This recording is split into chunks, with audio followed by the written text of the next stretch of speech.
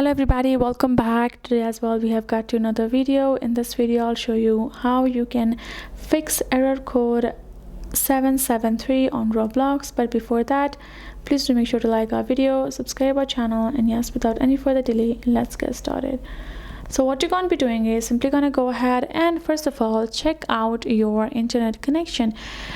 If your internet connection is not good, if it's not working properly, then you could have that kind of errors within your account while playing or using it, right?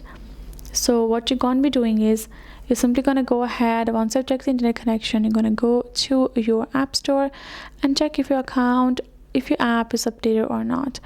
Once I have found your app, see if it needs an update or not. If it does not need, if it's all updated, then you're going to go back and you're going to press and hold on your particular Roblox app, so you to uninstall it, and so you can reinstall, re-log in, and you can have access to your account like that over there.